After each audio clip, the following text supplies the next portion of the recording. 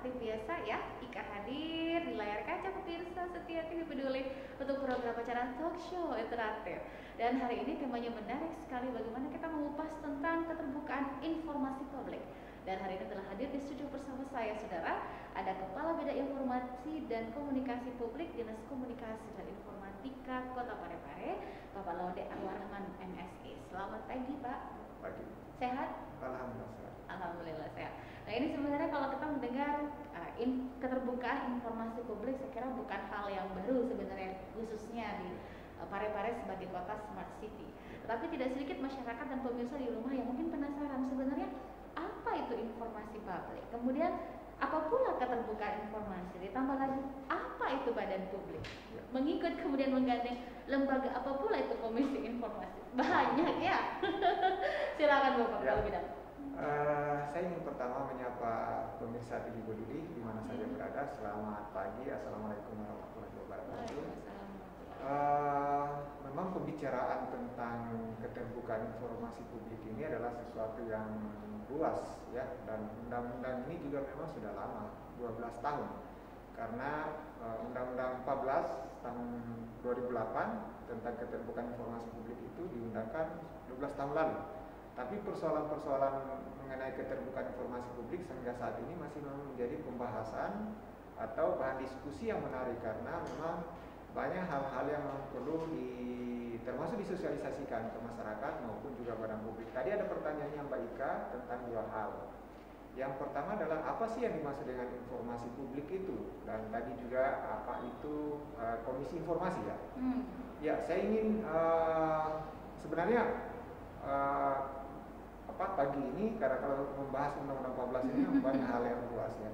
Pagi ini saya ingin masuk melalui 2 hari lalu ada kegiatan di provinsi, yaitu MONEF, monitoring evaluasi pemeringkatan keterbukaan informasi badan publik.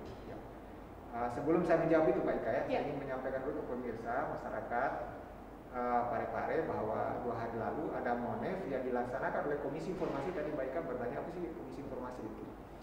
Ada Komisi Informasi melaksanakan MONEF, monitoring evaluasi keterbukaan informasi publik untuk kabupaten kota se-Sulawesi Selatan, termasuk juga MONEF ini mencakup pemeringkatan untuk OPD lingkup pemerintah Provinsi Sulawesi Selatan. Alhamdulillah Parepare itu masuk peringkat 2 di Sulsel, diungkap dalam MONEF itu. Ya, kita mendapatkan poin yaitu 82,40 dari 100, poin 100 kita dapat 82,40 dengan kategori informatif. Juara pertama atau ranking pertama ditempati oleh Lubu Utara dengan poin 86,19, hanya terpaut 3 poin lebih dari Parepare. Juara ketiga ditempati oleh Bone 82,26, kita 82,40. Apa yang saya ingin sedikit explore terkait dengan apa yang disampaikan oleh Komisi Informasi itu. Ini adalah apresiasi dari Komisi Informasi Sulawesi Selatan terhadap Kota Parepare, khususnya badan publik pemerintah Kota Parepare dalam pengelolaan informasi publik di Kota Parepare yang dikategorikan cukup informatif. Ya, ini tentu sebuah penghargaan, apresiasi, dan juga menjadi bahan bagi kita, bagi pemerintah Kota Parepare, bagi masyarakat Parepare untuk kemudian bagaimana kemudian ke depan kita bisa lebih baik lagi. Ini starting point untuk kita melakukan evaluasi ke depan. Poin yang penting dari capaian 82 itu, 82,40 itu adalah bahwa Parepare dianggap informatif. Salah satu indikator, salah satu poin yang diapresiasi oleh Komisi Informasi adalah layanan informasi publik yang ada di Dinas Kominfo selaku pejabat pengelola informasi dan dokumentasi publik, PPID. Di sana itu ada sebuah desk layanan yang dikelola oleh Dinas Kominfo, khususnya di bidang saya, yaitu PPID, pejabat pengelola informasi dan dokumentasi. Pengelolaan informasi publik yang disampaikan atau dikelola disajikan oleh Dinas Kominfo melalui website PPID itu diapresiasi oleh Komisi Informasi bahwa dokumen-dokumen yang ada, baik itu dokumen-dokumen terkait dengan pengelolaan pemerintahan, keuangan, atau pengelolaan kinerja pemerintahan, LAKIP, apa semua yang memang menjadi kewajiban bagi pemerintah kota untuk kemudian menyampaikan dokumen-dokumen itu tersedia semua di dalam PPID itu. Juga apresiasi dari Komisi Informasi berkaitan dengan apresiasi yang kita capai menjadi poin atau ranking kedua di Sulawesi Selatan itu juga dilihat dari layanan yang kita sampaikan ke masyarakat melalui tentu TV Peduli ini, lembaga penyiaran, dan Radio Peduli. Itu juga dilihat sebagai bagian dari keterbukaan informasi publik yang disampaikan oleh pemerintah Kota Parepare kepada masyarakat tentang tentu pemelaksanaan kegiatan pemerintahan maupun kegiatan pembangunan daerah. Ya, itu yang pertama Mbak Ika. Yang kedua, saya ingin menjawab pertanyaan Mbak Ika tadi, tentu juga ini menjadi sesuatu yang harus kita sampaikan ke masyarakat, yaitu apa sih yang dimaksud dengan informasi publik itu? Tadi yang kedua adalah soal komisi informasi yang tadi saya sebutkan. Ya, informasi publik itu adalah informasi yang memang menjadi hajat, menjadi kewajiban bagi, kalau kita bicara informasi, itu ada namanya informasi publik, ada informasi yang dikecualikan dalam kacamata Undang-Undang 14 ya. Ada informasi publik, ada informasi yang dikecualikan. Jadi tidak semua juga memang informasi yang dikelola oleh pemerintah kota selaku badan publik itu juga semua masuk kategori informasi publik. Karena ada juga yang dikategorikan sebagai informasi yang dikecualikan. Di mana informasi yang dikecualikan itu bisa dilihat di pasal 17 dari Undang-Undang 14 itu, Undang-Undang Keterbukaan Informasi Publik. Di sana ada poin A sampai poin J kalau tidak salah.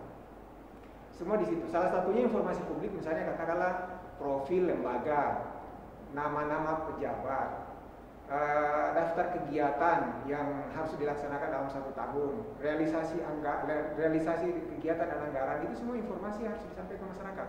Dan itulah yang kemudian kita sajikan melalui website PPID itu, yang kemudian tadi saya sampaikan bahwa diapresiasi oleh Komisi Informasi bahwa dokumen-dokumen yang ada ini itu alhamdulillah kemudian itu dilihat semua bisa didapat oleh masyarakat melalui website itu.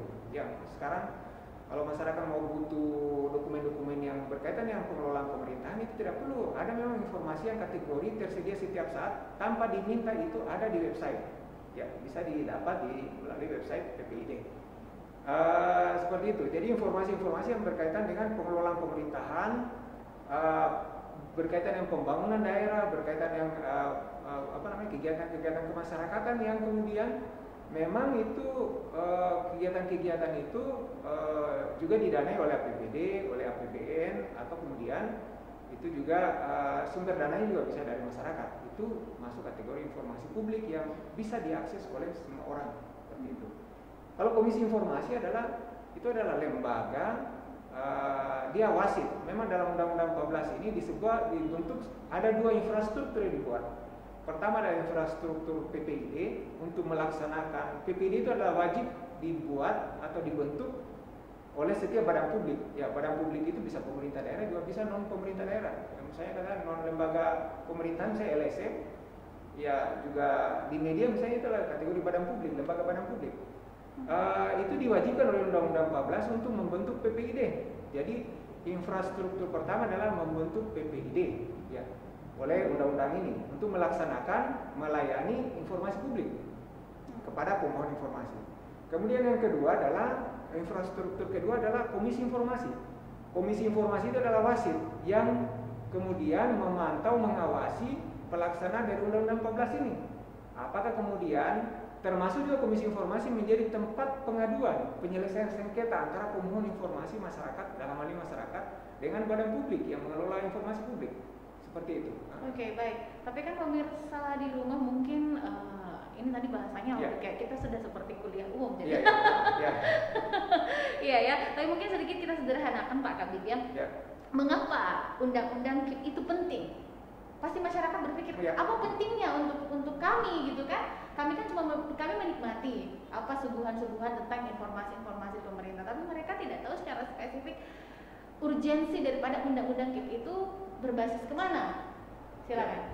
Jadi begini, sebelum ini kan Undang-Undang 14 ini merupakan capaian tonggak sejarah dalam hal keterbukaan informasi di Indonesia. Karena tidak semua negara di dunia itu memiliki undang-undang keterbukaan informasi, ya.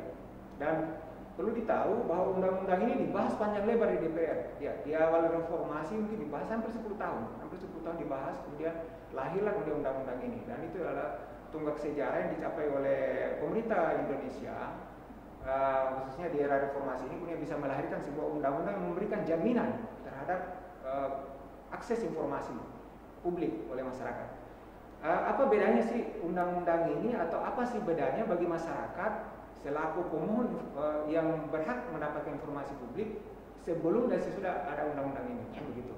Ya, kalau sebelum itu prinsip yang dikembangkan, prinsip informasi, pengelolaan informasi di negara Republik Indonesia adalah semua filosofinya ya, semua informasi yang dikelola oleh lembaga badan publik termasuk pemerintah tentu itu dikategorikan sebagai informasi yang dikecualikan, kecuali yang terbuka.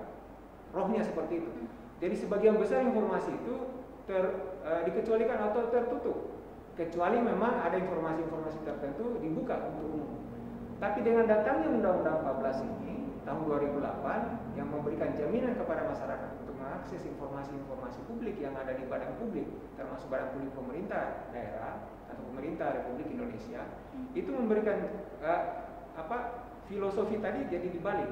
Yang tadinya adalah semua informasi tertutup kecuali memang yang dibuka untuk diakses oleh publik, sekarang dibalik menjadi semua informasi terbuka kecuali yang ditutup memang khusus untuk publik. Yang ditutup itu di mana? Ada bisa dilihat atau yang dikecualikan itu di pasal 17 Undang-Undang 14. Yang poinnya salah satunya apa? Misalnya katakanlah informasi atau dokumen yang berkaitan dengan keamanan negara, itu kan ditutup. Informasi yang berkaitan atau dokumen yang berkaitan dengan rahasia pribadi itu ditutup. Kenapa? Karena itu rahasia pribadi. Contoh misalnya rekam medis pasien, hasil tes inteligensi seseorang, terus kondisi psikologi seseorang itu ditutup. Kemudian informasi yang berkaitan dengan bisa menimbulkan ketidaksehatan persaingan usaha itu juga ditutup. Ya, informasi-informasi seperti itu. Jadi, tapi sebagian besar informasi bagaimana kemudian menjadi roh dari undang-undang ini, seluruh informasi atau sebagian besar informasi itu dibuka, kecuali memang ada beberapa yang ditutup. Yang saya sebutkan tadi di dalam undang-undang ini diatur di pasal 17. Tapi dalam konteks pemerintah daerah perlu ditahu bahwa di yang pasal 17 itu kan tidak semua secara spesifik disebut. Karena juga kita di pemerintah Kota Parepare bisa saja kemudian tidak ada di pasal 17 itu. Sekarang pertanyaannya bagi kita di Kota Parepare ini, apakah kemudian informasi itu dibuka atau ditutup? Kan ini menjadi pertanyaan. Undang-undang kemudian memberi amanah terkait dengan situasi seperti itu. Ketika di SKPD misalnya mereka memiliki informasi atau memproduksi informasi, atau kemudian mereka mendapatkan informasi itu untuk disebar misalnya, atau kemudian diberikan kepada masyarakat, mereka kemudian dihadapkan pada pertanyaan, apakah informasi ini boleh diberikan atau tidak? Ya, undang-undang kemudian memberi jalan bagi situasi seperti itu kepada PPID, dalam hal ini Kadiskominfo selaku PPID kepala ex officio jabatan itu kepada beliau harus melakukan uji konsekuensi atau klasifikasi informasi terhadap informasi yang ada di SKPD itu. Inilah yang kami dorong kepada SKPD yang ada di Kota Parepare. Kami kemarin kebetulan rapat, kami mengingatkan kembali soal ini bahwa berbagai informasi yang ada di SKPD itu yang sekarang mereka kelola, produksi dan mungkin juga mereka simpan, itu harus diuji, diklasifikasi untuk kemudian ditentukan apakah informasi-informasi tersebut boleh diberikan kepada publik, kepada masyarakat kalau diminta, atau ada yang bermohon, atau kemudian informasi itu tidak boleh diberikan. Karena dalam Undang-Undang 14 juga ada ancaman pidana, Dinda Ika. Ya, ada pidana, ada juga hukuman denda uang. Ya, yaitu di pasal 52 disebutkan bahwa bagi siapapun pejabat atau kemudian badan publik yang kemudian tidak memberikan informasi yang semestinya dia berikan, itu ada pidananya, ada dendanya. Sebaliknya di pasal 54 disebutkan lagi bahwa bagi badan publik atau siapapun atau pejabat badan publik yang kemudian memberikan informasi yang mestinya tidak dia berikan juga pidana. Karena itu perlu waspada, perlu kita hati-hati dalam pengelolaan informasi yang ada di baik yang menerima maupun yang memberikan iya, informasi. Betul, menerima maupun yang memberikan maupun yang menerima informasi. Perlu ada kehati-hatian. Kehati-hatian inilah kemudian kami sampaikan agar kemudian teman-teman yang ada di SKPD itu ada kan di Permendagri nomor 3 tahun 2017 tentang pedoman pengelolaan pelayanan informasi di lingkup Kementerian Dalam Negeri dan pemerintah daerah. Disebutkan di situ ada DIDP, Daftar Informasi dan Dokumentasi Publik. Nah, inilah yang kami minta di SKPD. Mereka mengirim daftar informasinya ke Kominfo selaku PPID. Nanti kemudian kami lakukan klasifikasi untuk melihat apakah informasi-informasi itu masuk kategori informasi publik atau masuk kategori informasi yang dikecualikan. Nah, di informasi publik juga kan terbagi lagi di 3, Linda. Yaitu ada namanya informasi yang tersedia setiap saat, ada namanya serta-merta, ada namanya berkala. Kalau dia tersedia setiap saat, maka kemudian informasi itu wajib diupload atau disajikan di dalam website PPID atau website Parepare Kota Go ID atau website juga SKPD.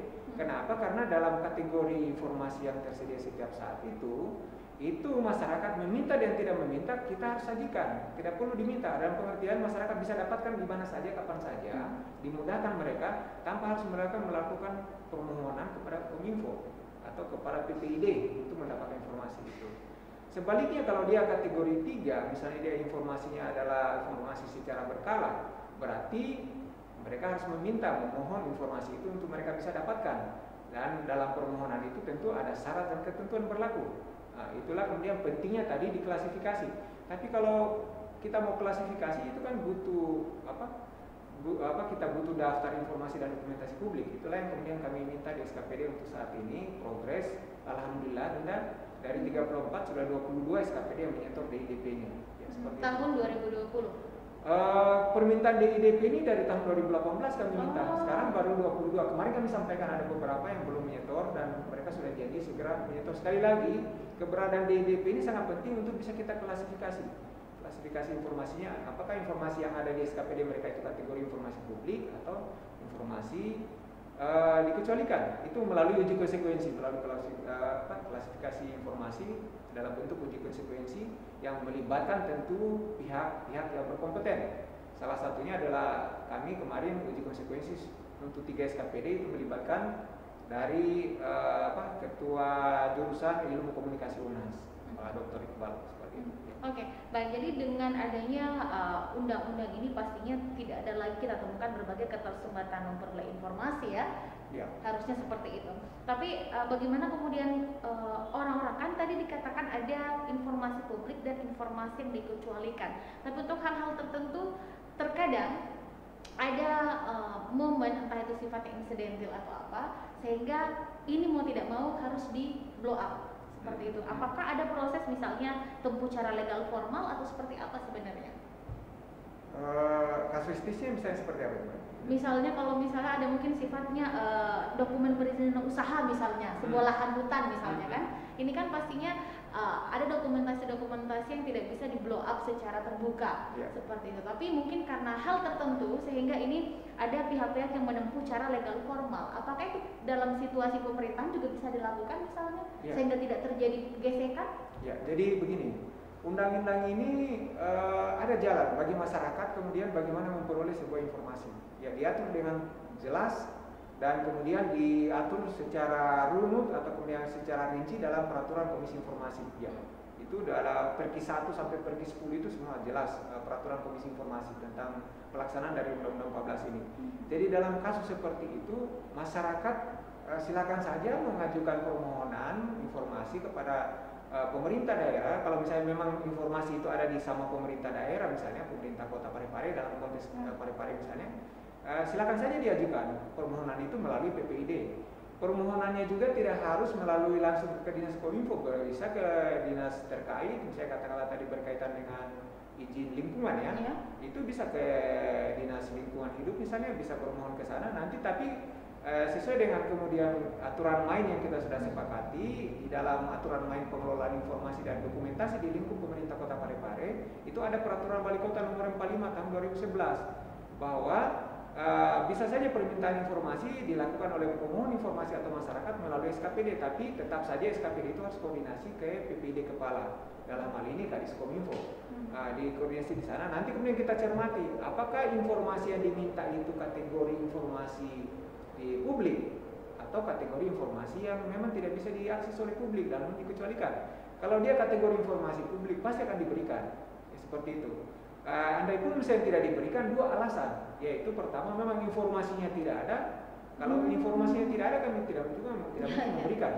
Justru muncul persoalan iya, baru ya kalau memang undang-undang mengatakan begitu. Sebuah informasi yang tidak dimiliki, tidak diakses atau tidak dimiliki oleh sebuah badan publik tidak bisa kita berikan. Kita tidak mungkin bisa berikan kalau memang tidak ada informasinya. Yang kedua, kita tidak bisa berikan karena ternyata walaupun awalnya dikira adalah informasi itu informasi publik, tapi setelah melalui uji konsekuensi ternyata ada alasan untuk kemudian mengecualikan. Karena begini, sebuah informasi publik yang dikecualikan atau informasi yang dikecualikan itu ada dua. Yang pertama dikecualikan karena memang ada undang-undang yang mengatakan itu tidak boleh diakses. Contoh, rekam medis. Itu kan ada undang-undang kesehatan mengatakan rekam medis pasien itu tidak bisa diakses kemana-mana orang. Ya, tidak bisa dimiliki sembarang orang. Ya, atau katakanlah data-data pribadi orang itu tidak bisa diakses sembarang orang. Itu kan memang ada undang-undangnya. Ya, di Dinas Capil misalnya mereka punya undang-undang kan yang mengatakan bahwa data-data yang Mbak Ika terkait dengan Mbak Ika tidak boleh diakses sembarang orang. Itu kan ada undang-undangnya. Berarti dikecualikan. Tapi pengecualian sebuah informasi juga bisa bukan karena ada undang-undangnya. Memang undang-undangnya tidak ada. Tapi setelah dipertimbangkan melalui uji konsekuensi tadi yang melibatkan banyak pihak, saya katakan tadi, termasuk mungkin tim ahli, mungkin akademisi. Setelah dipertimbangkan melalui uji konsekuensi, ternyata dicermati informasi yang diminta itu kalau dibuka dianggap itu bisa kemudian menimbulkan keributan. Itu juga bisa dikecualikan. Undang-undang menjamin itu. Undang-undang 14 mengatakan bahwa pengecualian bisa dua hal. Yang pertama adalah dikecualikan karena ada undang-undangnya melarang untuk itu. Yang kedua dikecualikan karena pertimbangan kalau dibuka itu bisa menimbulkan keributan misalnya, mengganggu ketertiban umum. Berarti itu dikecualikan. Jadi tadi saya katakan silakan ajukan. Nanti kan dicermati oleh PPID. Apakah informasi yang diminta itu memang bisa diberikan atau tidak? Karena tadi walaupun saja bisa saja mungkin kalau memang itu informasi publik dan tidak ada akses yang menimbulkan misalnya kegaduhan atau apa, itu bisa diberikan, tidak ada persoalan. Seperti itu. Tapi yang pasti ini pasti ada perlindungan hukum kepada pemirsa di rumah. Kalau saja mungkin sudah melakukan permohonan, tapi mohon maaf saya menggunakan kata tidak digubris ya, mohon maaf ya. Tapi mungkin apakah perlu menempuh penyelesaian sengketa informasi? Apakah ada jalan untuk itu? Jadi begini, saya bicara lagi apa yang bisa diatur dalam undang-undang ini.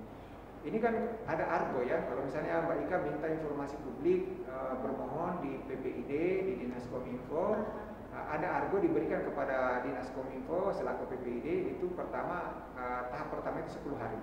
Ya. Kenapa butuh waktu 10 hari? Undang-undang mengatur seperti itu, 10 hari. Mungkin kita mengumpul dulu informasinya, dokumennya di mana, mungkin dokumennya tidak di Kominfo, mungkin ada di SKPD. Terus mungkin sebelum juga dokumen itu diserahkan, mungkin juga ada pembicaraan, rapat, karena juga perlu dicermati, jangan sampai di informasi dikecualikan. Karena seperti saya katakan di pasal 54 diberikan kehati-hatian. Pejabat yang menyerahkan informasi, memberikan informasi yang seharusnya dikecualikan itu bisa dipidana. Karena itu perlu pencermatan. Setelah 10 hari, kalau misalnya tidak bisa dipenuhi 10 hari, itu undang-undang mengatakan lagi diberikan waktu kepada PPID 7 hari, berarti 10 tambah 7 sudah 17 hari kan. Setelah 17 hari kemudian tidak bisa kita penuhi, pemohon informasi dalam hal ini masyarakat diberikan hak mengajukan gugatan atau mengajukan keberatan kepada atasan PPID untuk konteks Parepare sesuai dengan Perwali 45 tahun 2011. Atasan PPID itu adalah Sekda. Jadi dia mengajukan keberatan kepada Sekda. Setelah kemudian mengajukan keberatan kepada Sekda, itu masyarakat pemohon informasi diberi waktu 30 hari. 30 hari kerja. 30 hari kerja ini dimanfaatkan oleh kemudian atasan PPID untuk kemudian mencermati permohonan keberatan dari masyarakat itu. Apakah kemudian dua yang bisa dia kesimpulan diambil. Yang pertama adalah dia mengabulkan keberatan itu dan pengertian meminta PPID kepala untuk memberikan informasi yang diminta masyarakat, atau kemudian atasan PPID dalam hal ini Sekda menguatkan keputusan PPID untuk tidak memberikan informasi itu kepada pemohon informasi. Bagi masyarakat yang kemudian menghadapi situasi seperti ini, di mana kemudian dia tidak mendapatkan informasi yang dia minta atau yang dia harapkan bisa dia dapatkan dokumen yang diharapkan itu. Maka undang-undang memberi jalan masyarakat atau pemohon informasi silahkan keberatan kepada komisi informasi. Komisi informasi di Sulsel itu ada di Makassar. Ya, ada di Tempatnya Makassar. Di kantor di kantor gubernur. Ya, dia kebetulan sekretariatnya itu merupakan bagian dari dinas Kominfo Pemprov Sulsel. Okay. Ya, jadi ada di lantai 3 kalau tidak salah, di gedung apalagi di tengah-tengah itu di sana. Silakan keberatan di sana, terima keberatan. Nanti komisi informasi kemudian melakukan 2 hal. Pertama, dia lakukan mediasi, dia memediasi antara pemohon dan termohon. Yang termohon dalam hal ini badan publik pemerintah kota kalau konteks Parepare. Dalam mediasi itu kalau tidak dicapai kesepakatan, maka kemudian komisi informasi melakukan langkah kedua, yaitu melakukan sidang adjudikasi, ya non litigasi. Sidang adjudikasi non litigasi itu artinya sidangnya itu kemudian keputusannya itu juga tidak mengikat. Dalam pengertian para pihak dalam hal ini pemohon dan termohon bisa saja kemudian tidak sepakat lagi. Iya. Dia memutuskan, katakan misalnya keputusannya komisi informasi mengatakan dokumen yang dimohon oleh masyarakat itu kepada badan publik pemerintah Kota Parepare dalam hal ini diwakili oleh PPD pemerintah Kota Parepare tolong diberikan keputusannya misalnya seperti itu. Ya. Tapi pemerintah Kota Parepare, badan publik pemerintah Kota Parepare, PPD tetap berkuku pada pertimbangannya bahwa ini tidak bisa diberikan. Karena tadi 2 hal tadi, satu mungkin ada undang-undangnya, tapi saya yakin komisi informasi tentu kalau ada undang-undangnya juga tidak akan ngotot. Ya, pasti juga akan mencermati bahwa itu dikecualikan. Bisa kemungkinan untuk terjadi misinterpretasi adalah pertimbangannya PPID pada posisi Parepare misalnya adalah poin kedua, alasan kedua, kalau diberikan ini bisa menimbulkan kegaduhan. Tadi. Yang poin kedua itu. Komisi mengganggu ketertiban umum. Komisi informasi mengatakan tidaklah, kamu berikan saja. Komisi PPD pemerintah Kota Parepare tidak bisa kami berikan. Dalam situasi seperti itu kemudian karena keputusannya tidak mengikat, sidang adjudikasi non litigasi, maka kemudian langkah yang bisa dilakukan pemohon informasi dalam hal ini masyarakat adalah keberatan menggugat keputusan PPID itu di PT UN. Karena keputusan itu bersifat administrasi. Jadi dia harus menggugat bahwa keputusan PPID untuk tidak memberikan atau kemudian mengecualikan informasi itu mereka bisa menggugat di PT UN seperti itu. Ya. Oke, baik. Jadi sebenarnya tidak ada solusi yang kemudian bisa disodorkan ya. Tetapi kalau kita sadar bahwa memang ada informasi-informasi yang mungkin sifatnya sangat spesifik sehingga mungkin ini memang tidak perlu dikonsumsi kecuali untuk hal-hal yang sifatnya urgent seperti tadi. Tapi ada solusi dan ada lembaga yang kemudian akan turun gunung untuk menyikapi dan menyelesaikan itu dengan sebaik-baiknya dengan berbagai macam metode dan mekanisme yang diatur oleh undang-undang secara jelas. Kita jalan dulu Pak Kabit. Saudara, jangan kemana-mana, saya akan segera kembali selesai pesan-pesan berikut ini.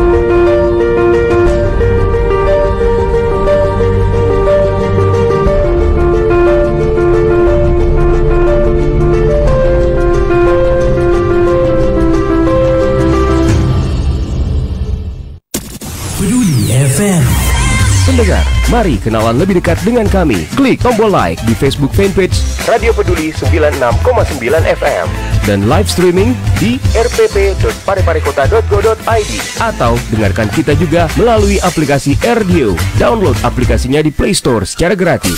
On your radio, on your mobile and online. Your number one hit music station 96.9 Radio Peduli FM.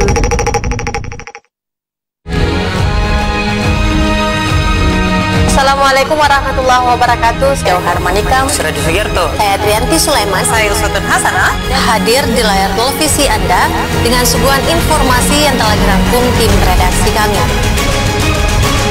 Kita mulai news update selengkapnya.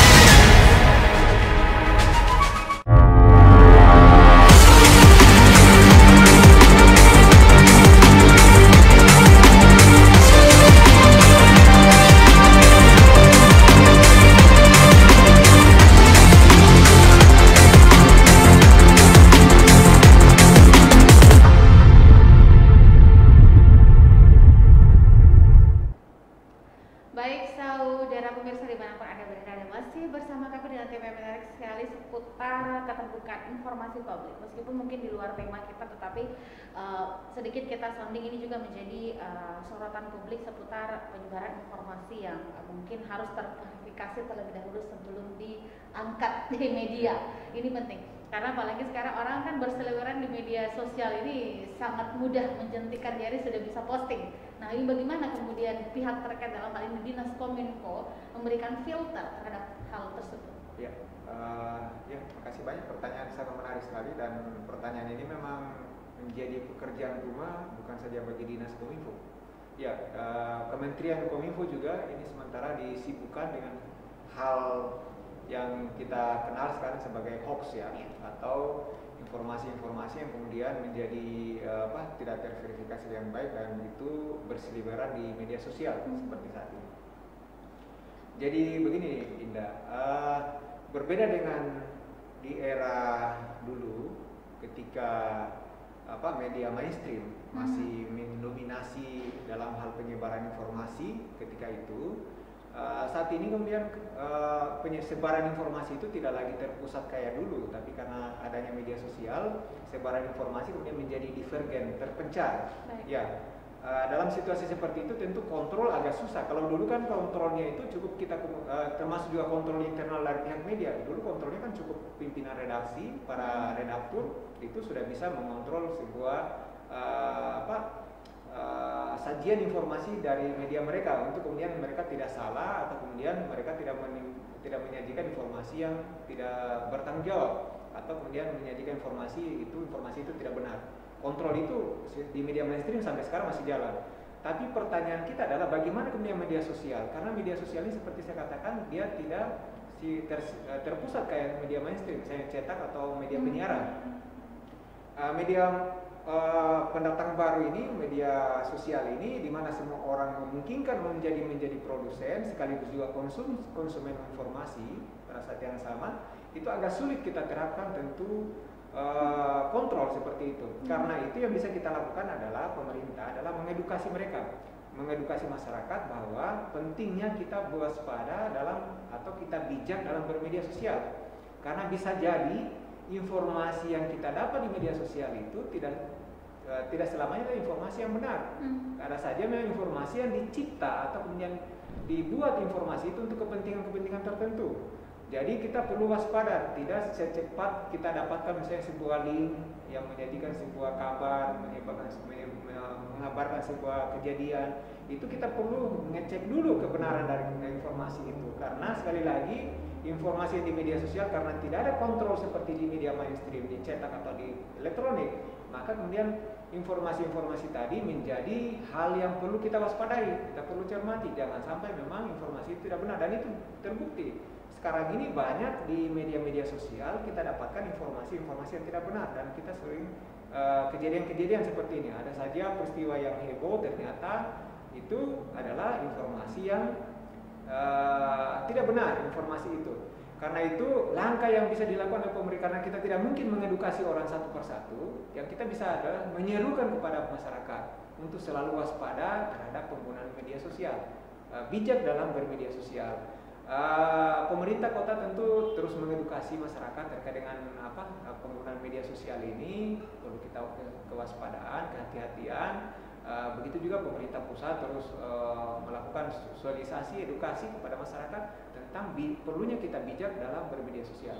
Ada istilah sharing dulu sebelum share ya. Jadi itu adalah salah satu slogan yang sekarang digembur-gemburkan, didorong terus agar masyarakat paham tadi bahwa di media sosial itu tidak semua informasi yang ada bisa kita langsung percayai. Bukan berarti di media sosial itu informasinya semua tidak benar, tidak. Tapi kita selalu harus cermat karena kemungkinan saja ada informasi-informasi yang berseliweran di media sosial itu memang dibuat untuk kemudian menyesatkan orang atau untuk tujuan-tujuan tertentu.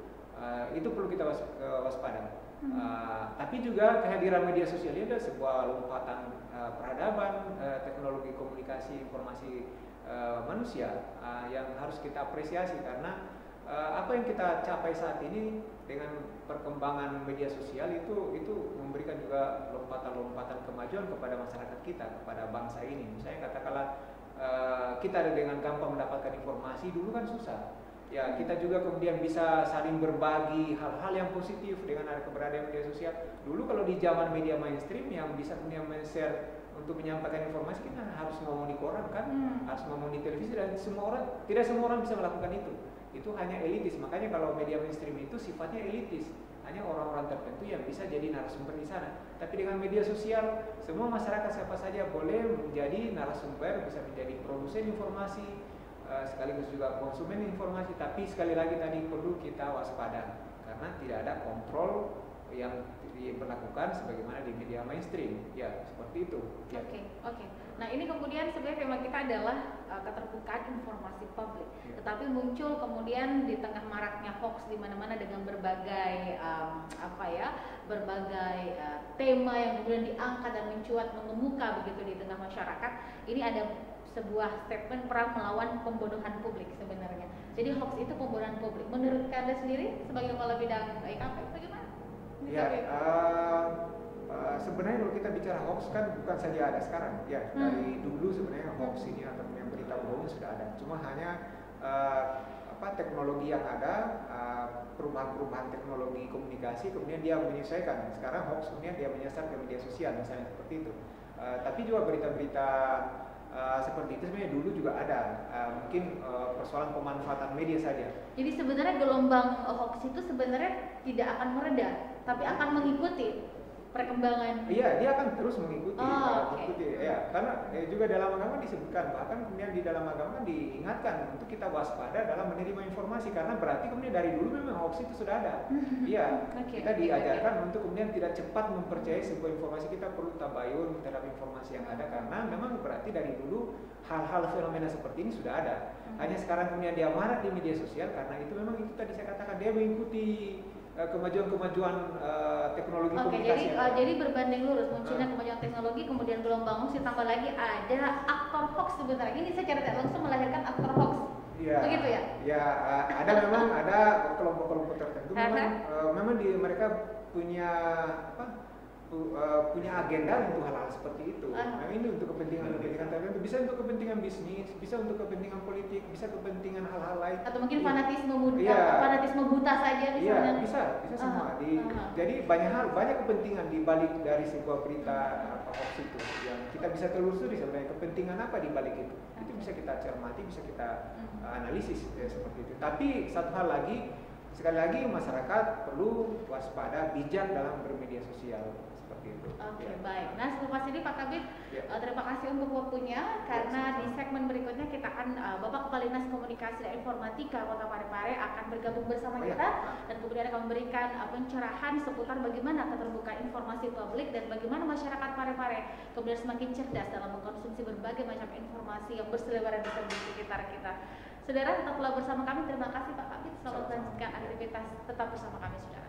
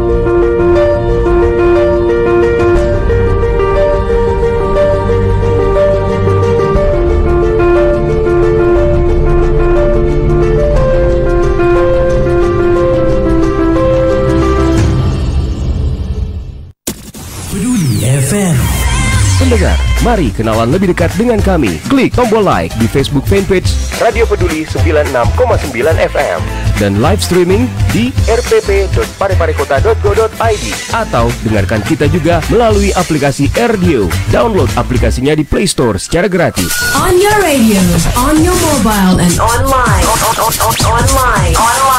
Your number one hit music station. 96.9. Radio Peduli FM.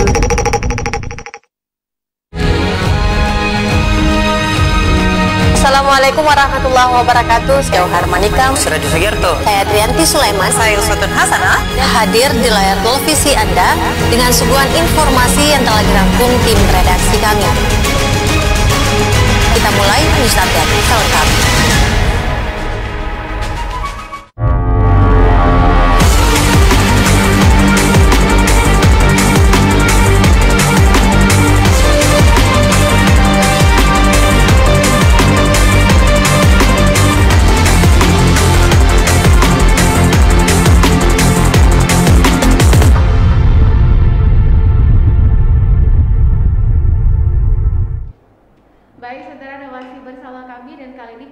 Bersama saya dengan segenap aktivitas yang cukup padat meluangkan waktu untuk kembali bersua bersama pemirsa di rumah.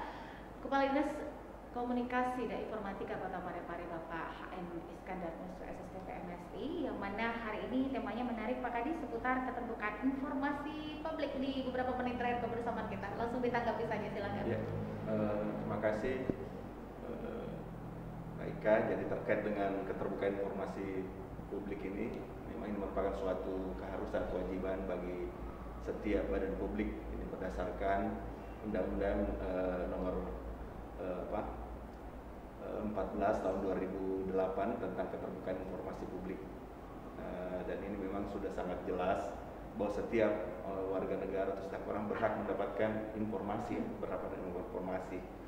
Dan informasi ini ya memang suatu keharusan badan publik untuk memberikan informasi kepada masyarakat, baik yang bersifat pribadi, organisasi, lembaga atau sebagainya. Dan badan publik ini juga perlu kami sampaikan kepada pemirsa TV Peduli, ada bukan saja lembaga eksekutif, yudikatif, bisa saja badan lain yang fungsi tugas pokoknya selain penyelenggara juga anggarannya melalui APBN atau PBD atau sebagian ini wajib harus menyampaikan informasi publik. Ya. Kemudian terkait dengan informasi publik ini memang sudah diatur di undang-undang bahwa memang setiap orang berhak memperoleh informasi publik, tetapi ada juga informasi yang memang dikecualikan atau tidak, ya, yang tidak harus konsumsi umum, ya. Antara lain berdasarkan undang-undang ini pada pasal 6 itu dijelaskan bahwa informasi yang dimaksudkan itu yang pertama informasi yang dapat membahayakan negara, ini yang harus, ya. Kemudian yang kedua informasi yang berkaitan dengan kepentingan perlindungan usaha dari persaingan usaha tidak sehat, ini juga yang tidak harus disampaikan. Kemudian yang ketiga informasi yang berkaitan dengan hak pribadi, mereka ini juga ini harus perlu. Kemudian informasi yang berkaitan dengan rahasia jabatan, dan yang terakhir informasi yang publik yang diminta belum dikuasai atau didokumentasikan. Karena kita ini di SKPD ini, kita juga ini menyampaikan kepada seluruh SKPD untuk menyiapkan atau melaporkan namanya DIDP, dokumen daftar informasi dokumen publik. Ya, ini jadi yang mana yang nanti akan diolah, diklasifikasi, yang mana yang harus diinformasikan, yang mana dikecualikan karena ada informasi. Ini semua SKPD, dan alhamdulillah seperti penyampaian kemarin kita akhir tahun ya sudah disampaikan barangkali tadi Pak Kabid IKP, ini terkait dengan keterbukaan informasi publik. Ini pemerintah Kota Parepare ini meraih peringkat 2 ya. Betul. Peringkat 2 setelah Utara. Mudah-mudahan bisa lebih baik lagi ke depannya. Jadi kita ini daerah menuju informatif ya, menuju informatif. Ya. Oke, baik, ini sebuah kabar yang menyegarkan ya, apalagi Kota Parepare dengan hadirnya TV Peduli, Radio Peduli merupakan salah satu ini starting point yang sangat menggembirakan di kemudian hari.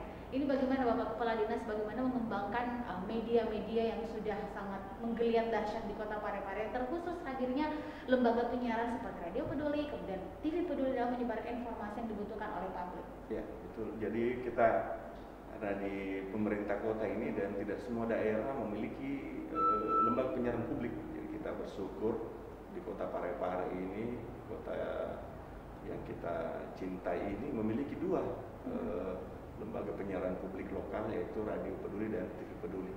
Ini saya kira merupakan sarana untuk menyampaikan informasi-informasi pada masyarakat dan baik terkait pemerintahan, pembangunan dan kemasyarakatan. Dan ini merupakan bukti bahwa pemerintah kota Parepare itu informatif ya, memberikan informasi. Jadi kita dapat bisa melihat dalam baik pemberitaan atau segmen-segmen acara di Radio Peduli, TV Peduli Parepare ini betul-betul berita untuk masyarakat Parepare. Ya, dan terakhir kami juga sampaikan bahwa informasi yang tadi ini yang di informasi publik ini yang wajib disediakan itu ya memang harus informasi yang secara berkala. Ada setiap saat. Iya, ada setiap saat serta merta. Oke, baik. Yang terakhir mungkin Pak Kadis, ini penting bagaimana kemudian masyarakat Kota Parepare, meskipun kita tahu Parepare ini salah satu pilot project untuk kabupaten kota di utara Sulawesi Selatan, dan kita sudah mendapatkan berbagai penghargaan. Bapak Wali Kota sendiri sudah mengejawantahkan bahwa Parepare itu menjadi salah satu daerah yang menjadi percontohan di berbagai daerah, bukan lagi di Sulawesi Selatan tapi di Indonesia, dengan banyaknya penghargaan. Tapi tentu saja ini menjadi starting point, atau bagaimana kemudian Parepare, kita tahu sendiri Pak Kadis, sorotan masyarakat milenial itu pasti berbasis IT, berbasis komunikasi dan informatika. Ini menjadi PR besar di kemudian hari. Silahkan, terutama berita-berita dan informasi publik itu sendiri. Betul. Jadi memang sekarang ini sudah era digitalisasi ya, era digitalisasi. Semua sekarang dalam genggaman. Semua aktivitas sudah dalam genggaman. Ini memang tidak bisa lagi dihindari, inilah kalau masyarakat menuju modern seperti ini. Dan kita terkait juga nanti informasi-informasi terkait dengan Parepare. Jadi kita nanti akan ke depan ini akan lebih intens menyampaikan informasi yang memudahkan masyarakat untuk memberikan informasi baik di lembaga penyiaran publik lokal maupun media-media yang lainnya. Dan juga kita di Dinas Kominfo, ya kebetulan kami juga ini sebagai pejabat pengelola informasi PPD kepala, ya kami fungsinya untuk memberikan informasi. Selain itu kita memberikan support ya sebagai SKPD supporting system pada SKPD dan seluruh masyarakat terkait dengan jaringan-jaringan internet. Bahkan ini kemarin data kami sudah 183 titik hotspot kita hampir di seluruh wilayah Parepare, baik rumah ibadah termasuk area-area public space ya, kita hotspot, dan ini gratis dan tanpa ada passwordnya, jadi langsung di klik akses langsung bisa online.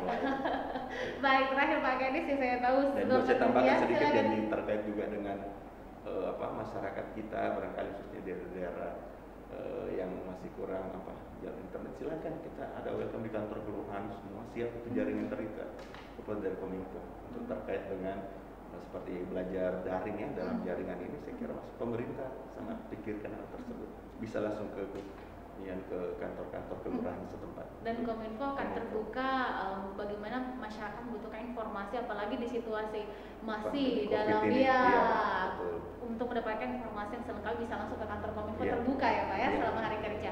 Baik, yang terakhir Pak Kadis, ini penting di 5 menit kebersamaan kita bagaimana masyarakat bisa mencerna informasi, terutama sekarang kita perang melawan hoax. Baik, silahkan Pak Kadis, sedikit saja terakhir. Jadi ya betul. Jadi memang ini semakin informasi ini semakin tidak bisa lagi dibendung semua ya. Inilah harus sebagai